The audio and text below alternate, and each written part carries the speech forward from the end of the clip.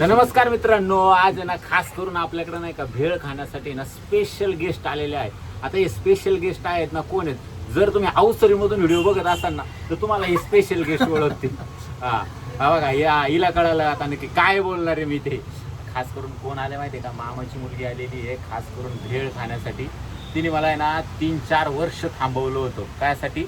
भेळ खायला येणार रे म्हणून सांगितलं होतं. हा तर आज आमची साक्षी आलेली आहे, साक्षीची मम्मी आलेली आहे आणि इकडं आमचा दादा पण आलेला आहे. हा मस्तपैकी. तर आमचा सिद्धू पण आहे, मामी पण आहे इकडं. हे सगळे मामा मंडळी, इकडं पण मामा मंडळी उभी आहेत अजून बघा. हा या मामाला सांगपाडाकर सगळे ओळखत असतील. हा मावशी पण आहे तिकडं. तर आहे ना खास करून साक्षी आलेली आहे. साक्षीने ओली भेळ खाल्लेली आहे आपली मस्तपैकी. आणि साक्षीच्या बहिणी सगळ्या नाही आल्या यावेळेस वाटतंय. तर साक्षी तू सांग तुझ्या बहिणींना सगळ्यांना कशी लागली भेळ आता? तर हा आमचा सागर दादा, माझ्या आत्याचा मुलगा, मुंबईचा मराठी भेळवाला. आता तो सेलिब्रिटी भेळवाला झालेला आहे. पहिल्यांदा तुझं अभिनंदन. सगळ्या सेलिब्रिटीजला भेळ खाऊ घातली, राजसाहेबांना भेळ खाऊ घातली. खूप खूप अभिनंदन. आणि तू आम्हाला तुझा खूप अभिमान आहे. जो आमचा मराठी माणूस पुढे चाललाय, आमच्या गावचा मुलगा पुढे चाललाय, माझ्या आत्याचा मुलगा.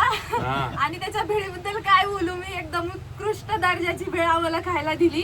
तुम्ही सगळे या सांगपाडाकर होल महाराष्ट्र, तुम्हाला माझं एक विनंती आहे, तुम्ही प्लीज या आणि भेळ खाऊन जा. पाठांतर केलं सारखं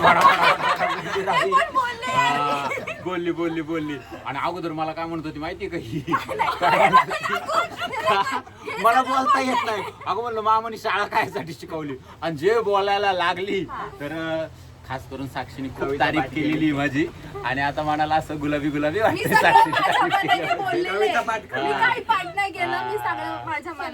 हा बघा, बरोबर सांगते, खरं सांगते ती.